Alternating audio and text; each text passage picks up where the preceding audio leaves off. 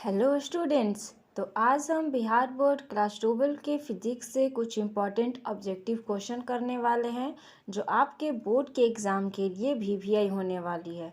तो चलिए चलते हम अपने क्वेश्चन प्रैक्टिस की ओर। तो हमारा फर्स्ट क्वेश्चन है, हाइड्रोजन परमाणु की मूल अवस्था में इलेक्ट्रॉन वेग का परिमाण होता है। इसका ऑप्शन है C/2, C/137, 2C/137 या C/237। तो इसका आपका करेक्ट आंसर हो जाएगा option B, C/137। Next question, hydrogen spectrum की कौन सी श्रेणी दृश्य भाग में पड़ती है? तो कौन सा श्रेणी दृश्य भाग में पड़ता है? लाइमन श्रेणी, वॉल्मर श्रेणी, पास्टन श्रेणी या ब्रैकेट श्रेणी? तो हाइड्रोजन स्पेक्ट्रम की वॉल्मर श्रेणी दृश्य भाग में पड़ती है। ऑप्शन बी आपका करेक्ट हो जाएगा। नेक्स्ट है, निम्नलिखित में से किस संक्रमण में तरंग दैर्ध्य न्यूनतम होगा? n=5 से 4 तक, 4 से 3 तक, 3 से 2 तक, 2 से 1 तक। तो तरंग दैर्ध्य सबसे कम हो जाएगा आपका 2 से 1 तक। Option D. नेक्स्ट, एक परमाणु या आयन की मूल अवस्था में ऊर्जा -54.4 इलेक्ट्रॉन वोल्ट है। यह हो सकता है हाइड्रोजन का, ड्यूटेरियम का, हीलियम आयन का कि लिथियम आयन का। तो ऊर्जा का जब उतना है तो इसका ये हो जाएगा हीलियम आयन का। ऑप्शन सी आपका करेक्ट हो जाएगा। नेक्स्ट है, जब कोई हाइड्रोजन परमाणु अपनी न्यूनतम ऊर्जा अवस्था से उद्दीप्त होकर चतुर्थ कक्षा में आ जाती है तो यह अधिकतम कितने वर्णक्रम रेखाएं उत्सर्जित कर सकता है? अपने लोएस्ट वाला एनर्जी लेवल से 4th लेवल में आएगा तो वो कितना उत्सर्जित करेगा? आपका 6। ऑप्शन ए आपका करेक्ट हो जाएगा। नेक्स्ट, जब कोई इलेक्ट्रॉन हाइड्रोजन परमाणु में तृतीय कक्षा से द्वितीय कक्षा में आ जाता है तो मुक्त ऊर्जा होगी 1.51 electron volt, 3.4 electron volt, 1.89 electron volt, 0.54 electron volt. तो इसमें आपका करेक्ट ऑप्शन हो जाएगा सी, 1.89 इलेक्ट्रॉन वोल्ट।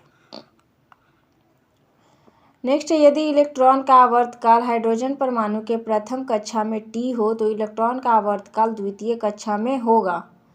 द्वितीय कक्षा में कितना होगा? T, 2T, 4T या 8T? तो सेकंड कक्षा में आपका हो जाएगा 8T। Option D is your correct.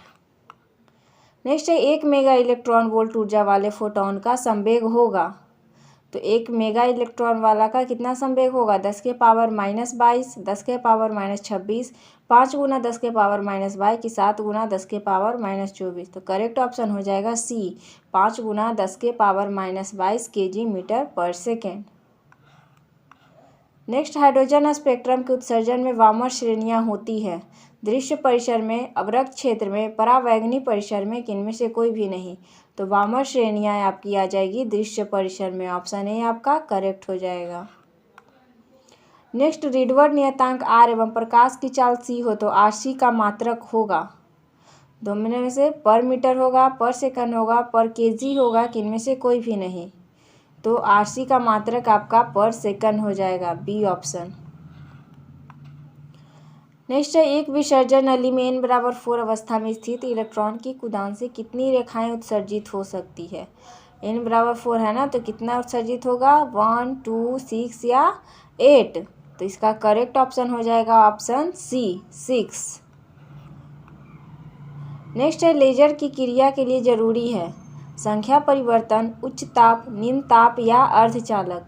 तो लेजर की क्रिया के लिए संख्या परिवर्तन जरूरी है। ऑप्शन ए आपका करेक्ट हो जाएगा।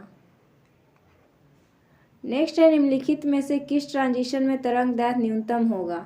n=5 से n=4, 4 से 3, 3 से 4 की 2 से 1?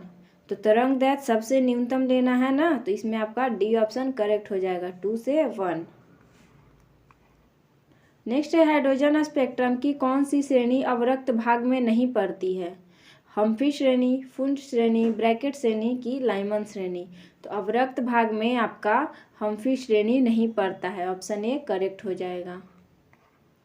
नेक्स्ट है, बीटा किरणें विक्षेपित होती है गुरुत्वाकर्षण क्षेत्र में, केवल चुंबकीय क्षेत्र में, केवल विद्युतीय क्षेत्र में, चुंबकीय एवं विद्युतीय क्षेत्र में? तो बीटा किरणें आपका विकर्षित हो जाएगा चुंबकीय एवं विद्युतीय क्षेत्र दोनों में। Option D is your correct. Next है, हाइड्रोजन स्पेक्ट्रम की कौन सी श्रेणी दृश्य भाग में पड़ती है? लाइमन, वामर, पास्चर या ब्रैकेट?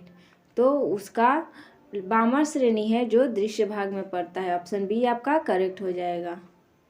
नेक्स्ट है, निम्नलिखित में किस वैज्ञानिक ने क्वांटम सिद्धांत का प्रतिपादन किया था? रदरफोर्ड ने, बोर ने, डाल्टन ने कि प्लांक ने? तो क्वांटम सिद्धांत का प्रतिपादन प्लांक साहब ने किया था। ऑप्शन डी आपका करेक्ट हो जाएगा। नेक्स्ट है, हाइड्रोजन परमाणु के प्रथम बोर कक्षा में इलेक्ट्रॉन की ऊर्जा -1.36 इलेक्ट्रॉन वोल्ट है। उसके दूसरे बोर कक्षा में इलेक्ट्रॉन की ऊर्जा होगी, अगर प्रथम कक्षा में इतना इलेक्ट्रॉन वोल्ट ऊर्जा है तो सेकंड कक्षा में कितना हो जाएगा? -3.4, -6.8, -27.2 या +3.4। इसमें आपका करेक्ट ऑप्शन हो जाएगा ए, -3.4 इलेक्ट्रॉन वोल्ट। नेक्स्ट है, बोर परमाणु मॉडल मान्य है केवल एक परमाणु संख्या वाले परमाणु के लिए, अधिक परमाणु संख्या वाले, 4 परमाणु संख्या वाले तत्व के लिए, कि इनमें से कोई भी नहीं? तो बोर परमाणु मॉडल है जो आपका सिर्फ मान्य है केवल एक परमाणु संख्या वाले के लिए। तो ऑप्शन ए आपका करेक्ट हो जाएगा। नेक्स्ट है, बोर सिद्धांत के अनुसार जब इलेक्ट्रॉन किसी उच्च कक्षा से तीसरे कक्षा में उछलता है तो इस प्रकार की उत्सर्जित स्पेक्ट्रम रेखाएं कहलाती है? बामर श्रेणियाँ, पास्चन श्रेणियाँ, लाइमन श्रेणियाँ या फंड श्रेणियाँ? उच्च कक्षा से तीसरा कक्षा में अगर वो आएगा तो उसे हम पास्चन श्रेणियाँ बोलेंगे। ऑप्शन बी करेक्ट हो जाएगा। नेक्स्ट है, हाइड्रोजन स्पेक्ट्रम के दृश्य क्षेत्र का अध्ययन सर्वप्रथम किसने किया था? बामर, लाइमन, ब्रैकेट या फुंड? तो दृश्य क्षेत्र का अध्ययन सबसे पहले बामर ने किया था। ऑप्शन ए आपका करेक्ट हो जाएगा। नेक्स्ट है, जब हीलियम का एक परमाणु 2 इलेक्ट्रॉनों को खो देता है तो वह बदल ले जाता है अल्फा कण में, न्यूट्रॉन में, प्रोटॉन में, किनमें से कोई भी नहीं? जब हीलियम 2 इलेक्ट्रॉन को खोज लेगा तो वो अल्फा कण में परिवर्तित हो जाएगा। ऑप्शन ए आपका करेक्ट हो जाएगा। नेक्स्ट है, हाइड्रोजन परमाणु में इलेक्ट्रॉन का न्यूनतम कोणीय संवेग होता है h/2, h/2 पाई या h/λ? तो न्यूनतम कोणीय संवेग आपका हो जाएगा h/2 pi. Option C is your correct. Next, hydrogen की तीसरे कक्षा बोर कक्षा की त्रिज्या है। बोर कक्षा की त्रिज्या क्या आ जाएगा? 4.77 एंगस्ट्रॉम, 6.77 एंगस्ट्रॉम, 9.2 एंगस्ट्रॉम, के इनमें से कोई भी नहीं? तो तीसरे कक्षा की त्रिज्या 4.77 एंगस्ट्रॉम हो जाएगा। ऑप्शन ए करेक्ट हो जाएगा।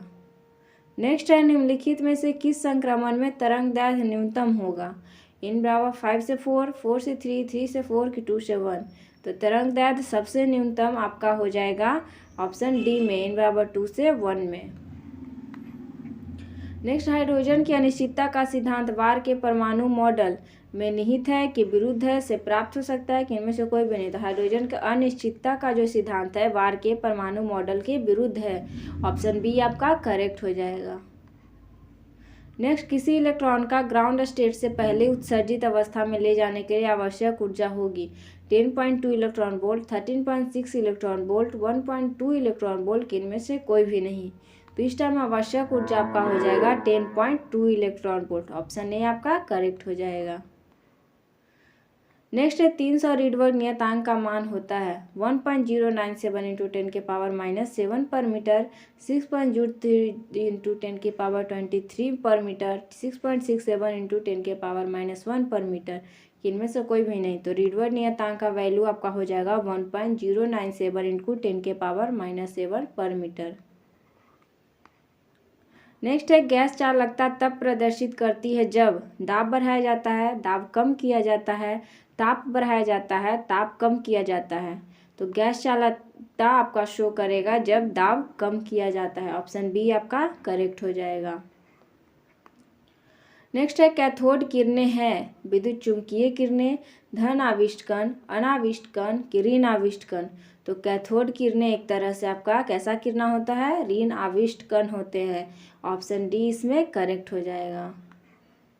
नेक्स्ट है, कैथोड किरणों के गुण निकटतम होते हैं गामा किरणों के, अल्फा किरणों के, बीटा किरणों के या एक्स किरणों के? तो कैथोड किरण एक तरह से बीटा किरणों के गुण के बराबर होता है। ठीक है, ऑप्शन सी इसमें आपका करेक्ट हो जाएगा।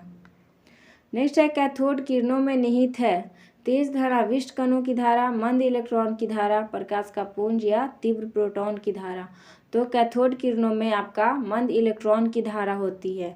ऑप्शन बी आपका करेक्ट हो जाएगा।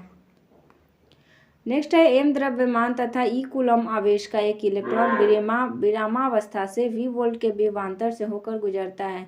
इसकी अंतिम महत्तम ऊर्जा है E/m joule, MeV joule, EV/m joule की EV जूल। तो इसमें से बताइए करेक्ट कौन सा हो जाएगा? Option D EV joule.